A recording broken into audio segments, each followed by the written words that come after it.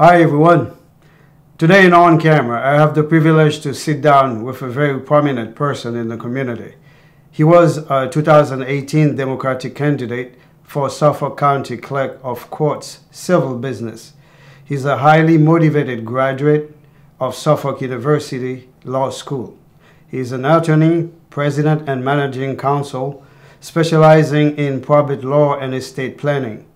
Before I introduce my guest to you, I please ask of you not to forget to hit the subscribe button and share the link with people in your circle so that together we can continue to tackle on important subjects that might interest you. I'm with Mac Biddle, the only one for On Camera. Stay tuned and we will return to your screen right after this. So, good evening, Kerby. Good evening. How are you? And it's a pleasure having you in On Camera. Is this your first time being on camera? On your camera. On my show. That's the first. That's the first. And thank you for inviting me. And it's a pleasure. The pleasure's all mine. Well, now you make me feel badly because you've been in the community for too long for me to have you for the first time on the show. Even when I was on TV, like on the cable channel. Yeah, well, you have to wait to get the privilege to do certain things. Well, it's never too late, and this is a good time now. Right. All right, so everyone, this is Kerby Roberson, and Kerby, of course, you are an American citizen now, but what is your birthplace? Well, I was born in Mille-Balais, Haiti. And this is the Central Plateau, as you say. It's it's about 45 minutes to an hour from Port-au-Prince, the capital city of Haiti. Hmm. So how long ago did you leave Haiti? Well, it's been a while. I came here in 1981 after I had just graduated or completed my secondary school in Canada, Collège Canado Haïtien. Yes, I was going to say that you studied in College Canado, yeah? Yes. And so tell me a bit more about your adolescent age in Haiti. I mean, I know Haiti back then was really safe to go around and do all kind of things and stuff. So a totally different place. I had a great upbringing. We had a lot of friends and doing all kinds of good stuff in Haiti, going to parties and play ball, basketball, soccer, and all kinds of things. And so it was a good and safe adolescent years upbringing, and the school we had, good time growing up. Yeah, it's good to reminisce. Quiet. It's really good to reminisce about what Haiti used to be. Those times, because back then, man, we used to, kite. Kite. And multi-cap. Exactly. So, and also balls on the street, actually. Yeah. It was very safe. I mean, playing soccer even in the street. Yeah. And because, I remember my time too. I used to play right in front of the house in the middle of the street. And then when it's raining, we still play soccer. Oh, absolutely. That was the time. So, and great souvenirs. That's the time that Haiti used to be the greatest Antilles, right? The pearl of Antilles. So, how was it studying at College Canado? Well, it's I would say that it's one of the most structured colleges, and it was run by the Sacred Heart Brothers, which is similar to the Jesuit priest It's all religious, and these guys used to run a tight ship. I remember once I was late. The whole gates, the gates were closed. Yeah. So I had to go home and fetch my parents. I brought a friend, a friend of the family, which was very common back then, right? I brought a friend of the family to represent my parent because it was gonna be hell. There was no way that I should have been late.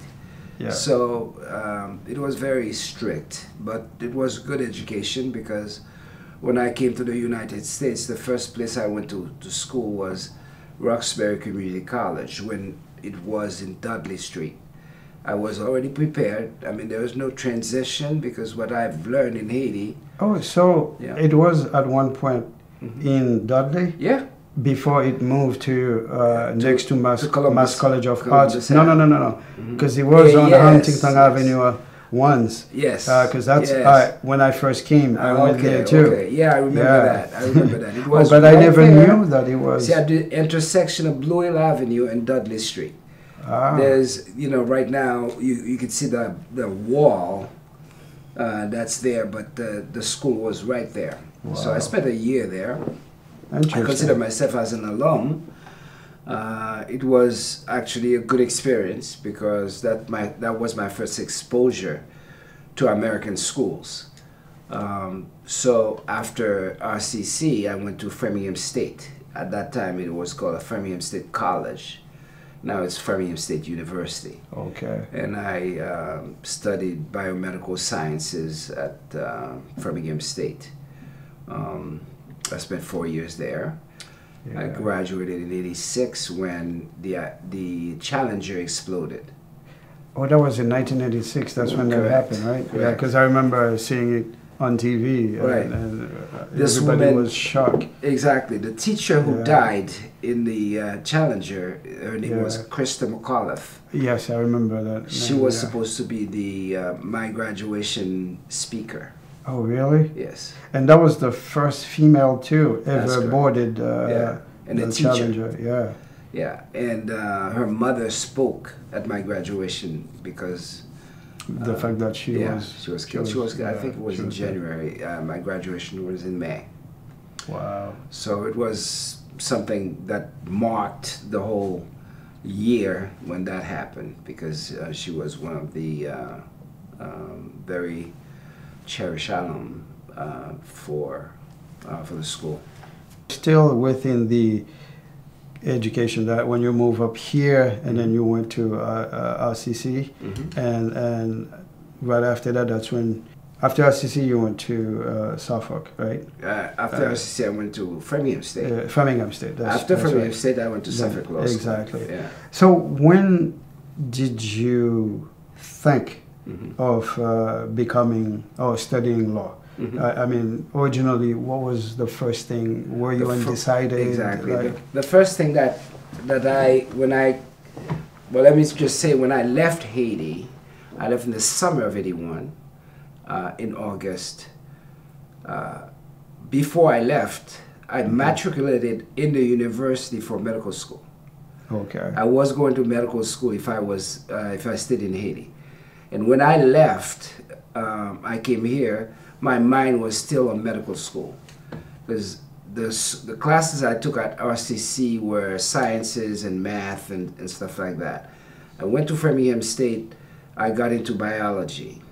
And I studied biomedical sciences. I did immunology, virology, chemistry, and I was getting ready for medical school actually. Okay, so you came trying to still pursue that. Yes. And then taking classes toward that. Right. Okay. And at that time, I was working for Kearney Hospital as a phlebotomist. As I was going to school at Framingham State. Okay. Phlebotomist, I draw blood, and I ended up being... Was it an internship program? Yes. Well, no, that was a job, actually. Okay. I was working every weekend at Kearney Hospital drawing blood. That was one of the best. I could draw blood from anybody. Older people, veins that were collapsing, I would draw blood. Yeah. People from the emergency room would call me from the lab to do that. Okay. So. Talking about County Hospital, I did have surgery there once. Really? Yeah, and it's funny though. It was done by a Haitian doctor, Right. and who happens to be from my hometown in Really? Haiti, Saint-Marc. Uh-huh. Yeah, and well, it was funny though that day. What's his name?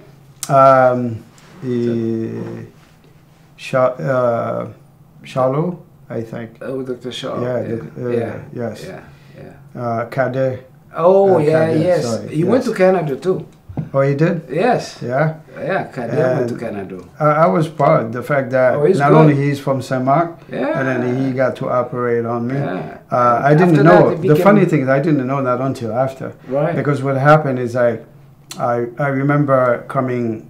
I visited my mom after The surgery. giving class Okay. because I used to teach over at the Hyde Park Community Center, Right. and I went to my mom's, and so I had a stomach ache that was that was really probably bad. Appendicitis. That's what it was, but I didn't know at that time, of Right. course, because Nobody knows, yeah. But it's exactly.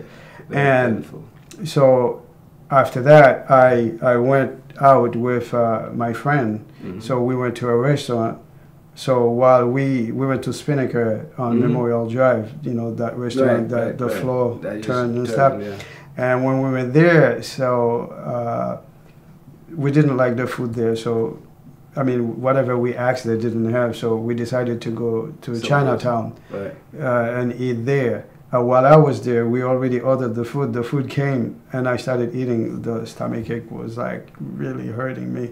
So I messed up everybody's plan for that night. Right, right. So they had to take me home. On the way home, I threw up in the, Yeah, in the car. No, Yeah. they stopped the car, Yeah. and so my friend Miguel, who is a good friend of mine, and so we went. He bought Pepto-Bismol, tried to have me drink and That stuff. won't work. No, it didn't. So I went home, 4 o'clock in the morning, I think, whatever it was. So I had to just lay down on the floor, crawling, you know, screaming. So they took me to the hospital. Right then and there, they asked me to have surgery, and I'm like, that was my first time experiencing surgery. So Right. I'm like, no, let me call my mother First. So I called my mother, and she answered. She's like, hey, you know, you're in good hands. You're at the doctor, the hospital, so let them take care of you. So it's funny though how you call your mom, because you know, it's just like don't once call she that. said Yes. it's okay, let them do it. Then I felt, you know, Comfortable. relief. Yeah. So go Yeah. ahead. So Yeah. so Connie. working from Connie after I that. spent some time in the lab, and then after that, I decided the lab wasn't for me. So my sister was in law school. Okay. I decided, But you decided the lab wasn't for you. right. At any given moment, did you think like, okay, I want to do the lab, but I'm still pursuing Medical the school. medical school? I did do that. I did do that a little bit. After I graduated, I went to, I did an internship in research, biomedical research. I did cancer, cancer research, cancer cells. It was a cell biology lab. I used to inject mice with cancer cells Okay. and measuring tumors, and it was very interesting. Yeah. But it was very lonely. In a lab by Being in myself. a lab. The only partner was the mice, right? And Yeah. the doctor in charge. So, and then tumors, that's what I do all day. Measuring the tumors, how big they are, how invasive the cells were. It was cancer cells. So after that, law school. And here I am. So basically, the idea of the law school came from your sister. A little bit. A little bit. Yeah, but I remember I used to work at Legal Seafood as a busboy when I was going to school as well. I used to be one of the advocates for people that are working in the kitchen, you know, people they do things with, you know, some dishwasher, if they're trying to, fire them for something, I would advocate for them. Oh, okay, so you And started. I figured your law school skills started right there, started right trying there to on the advocate table. for those who Yeah. couldn't speak for themselves, right? Right. And to this point, I still have friends who used to work as a dishwasher in the kitchen at Legal Seafood in Chestnut Hill. They still are friends, and I became a lawyer. Sometimes I would work for them. So Interesting. it's a path that's still rewarding. Okay. So, all right. So now we talk about the schooling and stuff. You're a family man. Yes, sir. And you're a proud father of 3 Absolutely. gentlemen. And I also shall say that I'm sorry that, for your wife passing. Thank you. This must be very hard. How do you cope? A lot of work. So sometimes you don't even think, you do. 3 boys, they're in school. Now one of them is working. I have my work. I have other people, things that I do. So I do the household. I cook, I clean. I do everything that's that's a family person can do. A lot of times I'm rushing from the office because I know that somebody's gonna come home and ask Dad what's for dinner. Jesus Christ. So now here you are juggling everything. Yes. Playing your part, Right. playing her part, what she's not here. Right. And so that gave you an insight of how hard it must have been for her too, because Right. she was a doctor. Absolutely. And for her to come home and then help the boys out and stuff like that. So Right, now yeah. So what about the children? How do they cope with? But they do well, but the boys sometimes they don't speak very well. So a lot about their feelings. Sometimes you catch them saying some things. I remember when Michael was admitted to Columbia, he received a letter, and he says that I wish I could find a way to tell my mom. Wow. Yeah. So it's not like, oh, Dad, you're happy that I get admitted, but he's thinking, I wish I had a way to tell my mom about it. And So, I considered a loss myself as well, because she was a friend of my family. And so when Monique was pregnant, she was the one, taking care of her throughout the pregnancy and stuff like that. That's and great. The funny thing is, like, her and I, we had planned to do some medical stuff on video. Right. But it's good, the fact that you are keeping her legacy alive. Absolutely. By opening a clinic, this urgent care in Hyde Park. Right. Parity. Urgent care. Urgent care. Yeah. Exactly. So why don't you tell me about it a little bit? Okay. This is a project that we used to talk about. I'm the more business-oriented person in the family, so we used to talk about it. I would tell her that this is an upcoming business, and knowing that she was kind of tired doing call. She would be on call constantly. She worked at several hospitals, and it takes a toll on you. Most OBGYN, they don't last very long in that business because it's hard. She had a clinic by herself before, and she had to really close it and work for a hospital. So it was tough, and I was looking for alternatives too, because I have a science background, health background, and in legal. So I thought this business could be a good way for her to transition. But because she's a doctor herself, she was, she sees things differently. So she's very cautious, and she, I'm more, let's go, let's go. Yeah, yeah. And, at some point she said, well, we don't see eye to eye. We cannot do business together. So she stopped it. But I kept going. Unfortunately, while she was in the hospital, when she was sick, and she was in the ICU, and she says to me, you know what, after being intubated for a good, couple of days, she said, when I get out of here, we're going to sit down, we're going to plan that urgent care. Wow. So there was a turnaround. She decided. She decided she's going to do it. Through that experience, and then it's important. Unfortunately, she never came out. Wow. So I said, I'm going to keep it going. I'm going to do it just because of her.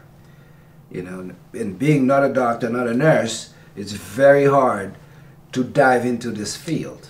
So I had to learn from scratch. I did the licensing, the whole licensing by myself. And here I am looking at floor plans to get the flow of the urgent care to the architect that was doing it.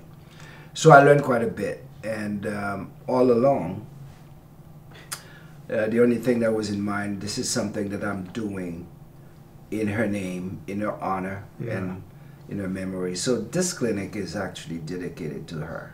So while you were conceiving the idea of opening an urgent care, you must have asked yourself what area, location not to have it. Tell me. I truly the process. Yes, I've been looking around for the right places, and I found this spot in Rosendale, and it's in the middle of a strip mall, a plaza, Stop and Shop Plaza. I see the traffic is really solid, and it is actually the perfect place if you are looking for an area where they call this area like a medical desert, because there's no hospital or clinic 5 miles around, really. So I thought, and because it's between Mattapan and Hyde Park, Rosendale, it is one of the most diverse community that exists. You get Hispanic, you get Haitian, you get Cape Verdean, you get Black African Americans, you have Africans. So for me, well situated, because you have Rosendale over here, you have Hyde Park, you have Mattapan, Dorchester, and Jamaica Plain, it's pretty close by. West Roxbury is very close by. Oh, of course, 15 minutes. Yes. 10 minutes. And imagine that it's an urgent care. You don't have to have an appointment. You just walk in. Instead of going to a hospital, that's what it is for. Which bears the question I was going to ask, what are the key identifiers, when searching for a location, but you sort of answered that. Right. What did you have to know and prepared for when you were seeking for investors or fundings? Yeah. Well, I tended to gravitate towards more professionals and providers. In my mind, my perfect setting would have been nurses and doctors owning this, because I believe that if you own a piece of it, that's what they call, you got skin in the game, you're going to make it work. And you put more attention to making it work. But it usually doesn't work exactly how you want it, because some people may be interested, they don't have money, or some people who have money, they're not interested because they don't believe. There's a reluctance in the community because they don't trust people very much. So not very many people are willing to invest, let's say, $50,000 in a business. Yeah, because they're not. I mean, they tend to go with there's the fear factor. Right. Yeah, not knowing. Yeah. You know. And there's a lack of understanding of the business, what you do. Especially that I'm not a doctor. They don't understand. I can put a team together though. Yeah. Because which is far more important than if you were just a doctor. You could have been a doctor. Right. And then not being able to, right. Exactly. You could be lacking that side of the equation. Right.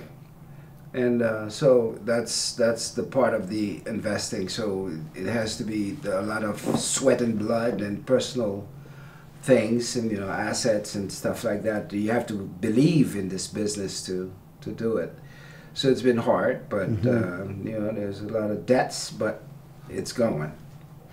So at any given moment, did you say to yourself, do I want a big place or a small place? Or a small place? Or it wasn't even a concern? I've always dreamed of a big thing. I never thought that a small place can do it. Just because there's so much to be done. There's a lot of needs. Yeah. And usually when you go small, it's very difficult to open up. So I chose to be, it's not that big. It's 5,000 square feet where we have two sections, the medical section and the behavioral section. So we're going to provide medical services and mental health services.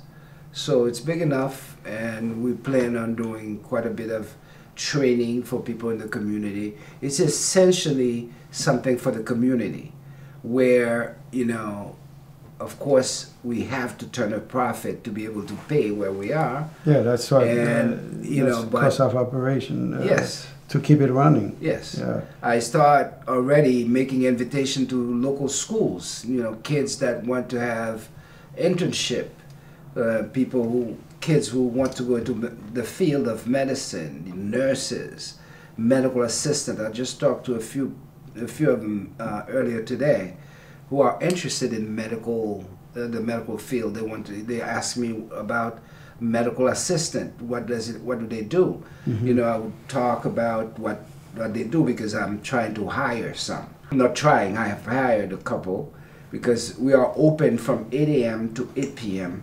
every day except Sunday, which is 9 to 6. Okay, so it's from Monday to Saturday? Monday to Sunday. Monday to Sunday. Okay. 7 days. Oh, okay. Yeah, all weekend because the needs are there. So because there are a lot of there are several shifts, so I need folks to do it. To fill up there's the no better time and stuff. Yeah. There's no better people than the people in the community. So when you watch the bill out costs, was it a concern, which I'm assuming that it would be for anyone, the contractor that you use, does it matter? Yeah, well, the cost is crazy. There's overrun. We ran into a problem where they were putting the piping for the plumbing, and they encounter some kind of a basement looking a hole that wasn't supposed to be in the plan. Okay. So that took about 3 months to solve. They had to get specialists to break in. Instead of laying the pipe, they suspended it. Okay. So they can have the water from one side to the other side. Because every exam room has to have a sink. And the water main is on the other side. Wow. And you have to run it. Usually they would have laid it down. Okay. But they have to suspend it. And which I'm assuming it's the more cost effective. Yeah, that's a cost overrun, and then it took more time. And we started doing almost the end of the middle of the pandemic. We couldn't even have contractors here. These people who built it are from Chicago. Ah. They travel. to do this, and they have local people. They build urgent care all over the state, all over the United States. So they have crews in Springfield that came in to do the work. So it's very, yeah, I mean, to go with the expenses, it's very high, the build out. And in addition to the equipment that I had to get, it's hefty. Wow. And now that you are looking at the place, do you feel satisfied of the work that they have done? Yeah, there are some glitches, but they promised to fix, but I'm pretty satisfied. At this point, I was so anxious to get it done, because it's been a long time. You know, all of this time I'm accumulating rent, because they're not giving me a break. So I needed it to finish. I didn't care what it was, I needed to finish. The landlord would ask me, when are you starting? They started losing faith. Is this some kind of crazy person, you know, whatever. With a big idea. Right. Yeah, well. And with no means. So I had to even start prior to the big starting day, so I can assuage their fear that I am actually starting. So, because I said to myself, this is got to go. Yeah. It has to be done.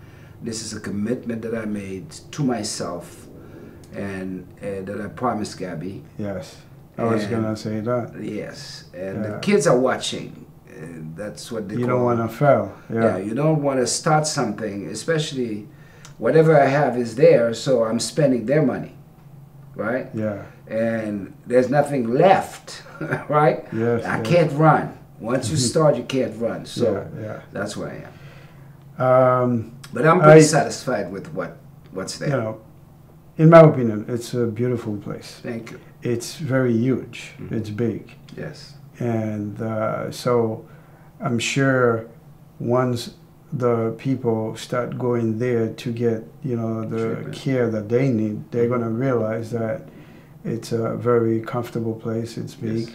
Yes. And I haven't met the staff yet, but from your enthusiasm and the way you talk about the people that work there, I'm pretty sure that especially they are from the community, so they're going to be providing care to the people in their own community, so that's correct. It should make it very, very good. Yeah. So, one of the things that I always say is that what we have here equals any other clinic, any whatever community you go.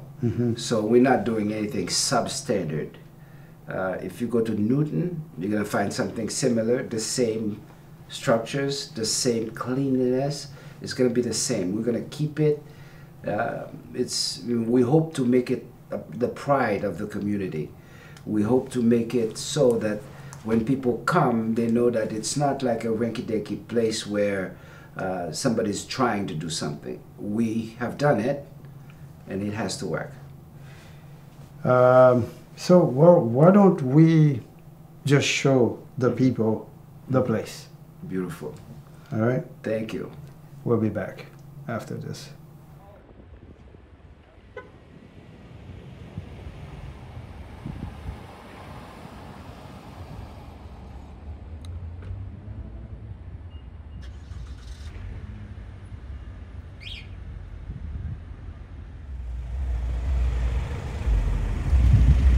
Hey, come on in. Let me show you the place. This is us. Alright. Okay. This is our reception, where medical assistants will greet patients and visitors and tell them about the urgent care center. And they will be working here, basically. This is our first waiting area, where when a patient comes in, they sit and they talk to the medical assistant. And then after that, they take all the information, and then they start to do what they call triage. And I have to say that this clinic is dedicated to a person that was dear to me. That's my wife, Kerby Roberson, who was an OBGYN. That was one of her ideas before she passed, and I'm glad to carry the torch on her behalf in her memory. So let me continue with you and show you what the place looks like. It's very inviting. We have an office here where there's going to be doctors for triage. Sitting here, that's the first office, okay? And there's some reception as well here. Okay, that's the first office. And then the closest part, if you look at the here, the hallway that goes all the way, this is the part of the urgent care part. This is the exam room. We have 5 exam rooms in a row.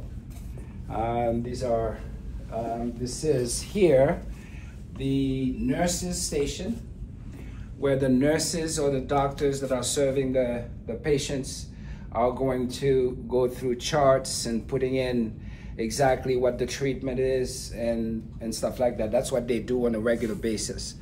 Over here in the hallway here, we have scales and supplies that the doctors use and the nurses use. And this is another exam room. As I said, there are 5 of them, all of them identically equipped to have several patients at a time. So, sorry. I will show you here, this is the lab section. We offer laboratory work, and right here to collect the samples, blood, where this is a small autoclave to sterilize equipment. This is a centrifuge that spins the blood, the tubes, and collect the serum that we're gonna send out for the test. And this is sterilized equipment and sharp needles when they finish with them. All right, this is the lab, and this is a pretty important piece of equipment here. If somebody has an issue with eyes and stuff like that, they come in here, in case something falls or spills, they wash their eyes through this. This is an automatic dispenser. All right, and all of these are locked cabinets for medicines that goes into the exam room.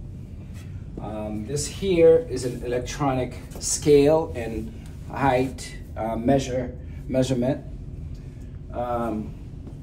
Here, this is the EKG machine that we do on a regular basis for folks that have palpitation and other issues related to heart. This is a comprehensive clinic that takes care of everybody, from the small to more complicated. Unless if somebody needs an emergency situation, we send them to the hospital. If otherwise, we treat everybody here. These are the bathrooms. They are handicap accessible. I can show you quickly what they look like. Very clean and ready for people. We have about 4 or 5 of them. All right, I'm going to show this one. This is another exam room. Now, this area here, we have storage, and we have here freezer and freezers for vaccines, to keep vaccines so they stay very long. Autoclave to sterilize equipment, And here is a cabinet for medicine, to keep medicine. Of course, it's not stocked yet, but that's what's going to be. And this is called the medication prep room. We have also the fridge, and we keep any biohazard in that box over here. And we can continue. Now, we go in this area.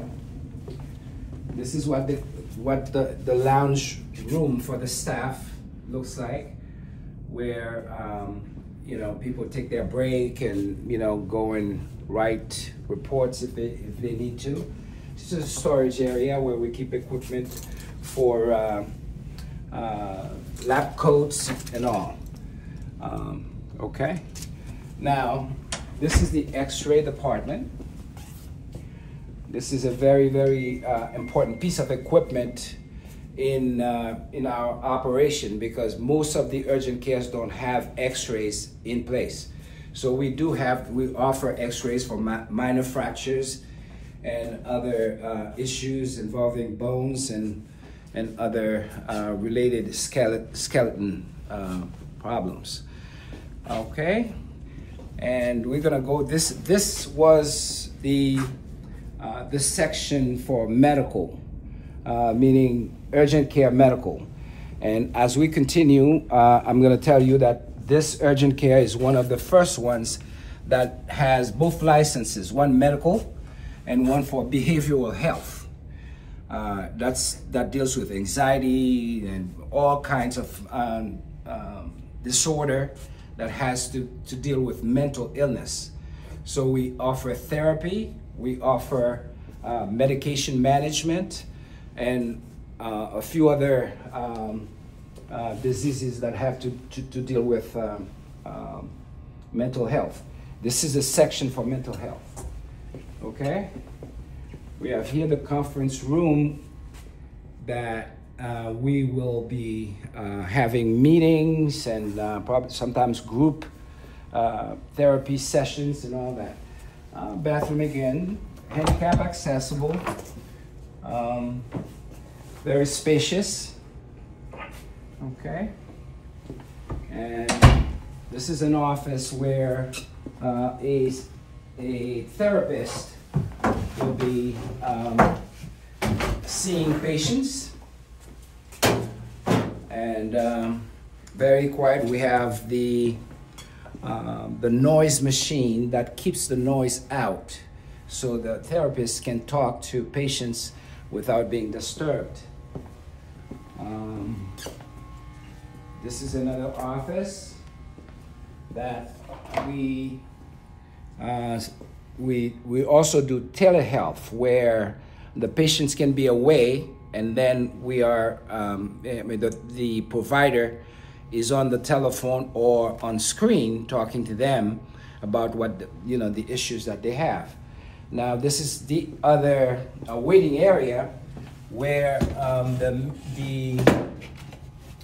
the people who come in for behavioral health will be received before they see a therapist or a counselor. This office is good for that as well. So that's the last office for behavioral health. We're going to have group meetings and all kinds of meetings dealing with mental health. So as a whole, the clinic offers medical treatment that are not serious enough that requires a hospital. You have a sore throat, you have stomachache, you have palpitation, you have all kinds of things we have serious and very advanced diagnostic equipment that tells us whether this person should be treated here or the hospital. If we can't treat you here, we send you to the hospital for treatment. But besides that, we see people, we send them, we prescribe immediately, and this is a relief. People come in here, you walk in, no appointment needed. If you want to do it quicker, you can do an appointment online. Our website is ParityUrgentCare.com. And by the way, we are at 950 American Legion Highway in Rosendale.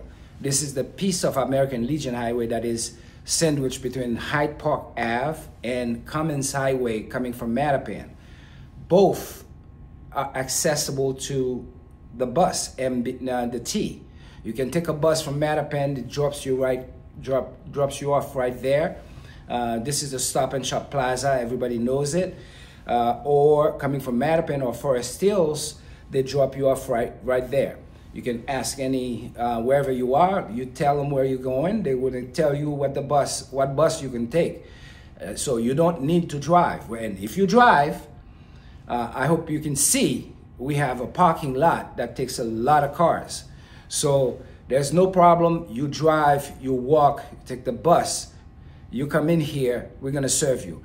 This is a community center, an urgent care center, an urgent care clinic that is devoted to the community in general. We are seeing patients that are from everywhere. We have people that speak Haitian Creole. By the way, tout le monde connaît que c'est Haïtien Kerby. Nous avons pile monde qui parle créole, espagnol et Cape-Verdean Creole.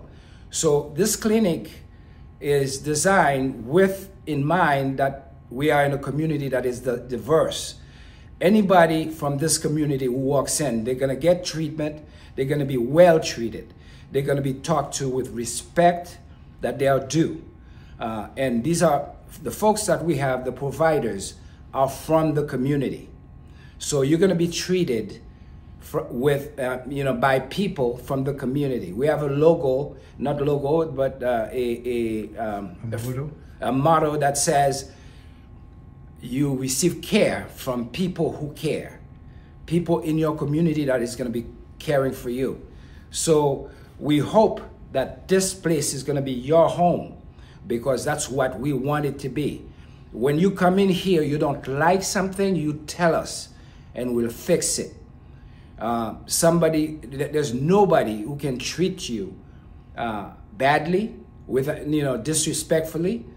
It's going to be respect. It's going to be care that are very dedicated to making you feel better.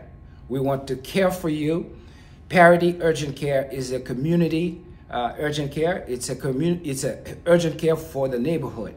So tout moun kap tande et gardez bien l'on paraît là ou parler n'importe qui langue ou vle. M'konne gen pile haïtien qui sorti l'autre côté, Chili, Brésil, nous gen brésilien tout kap parler là. So ça veut dire que c'est la caille ou ap vini, quel que soit son parler à, n'a servi avec respect, avec tout amour que service ça mande. C'est un challenge que nous te gagné parce que la communauté a manqué accès pour urgent care dans le sens que nous besoin. Ça veut dire que rentrer là, pas sortir, sont pas jouer une satisfaction. Alors, nous parler à toute communauté, à nous voulons que vous connaissez que parity a non sous douter salier, gon mot qui est les disparity in healthcare. Disparity a grand pile science scientifique, grand pile monde qui travaille sur lui pour ouais comment pour retirer ça les bias, préjudice qui gagne dans service santé bon ici. L'homme moun paraît ou pas parler anglais bien, cheveux graines, yo gen doit mettre au chita, yo pas parler avant tout type de bail ça yo, là yo pas avant pas sentir satisfait. Bon ici nous pas gen ça. Nous gagnons une équipe qui parle toute langue que nous parlons et qui parle qui pour bon service que vous devez gagner. C'est ça que ce challenge ça nous te gagné. Nous avons levé challenge, nous voulons pour joindre avec nous pour l'orgonti critique pour dire parce que nous voulons servir 100%. You guys just saw the place. It's really big and interesting. So, Kerby, any last word?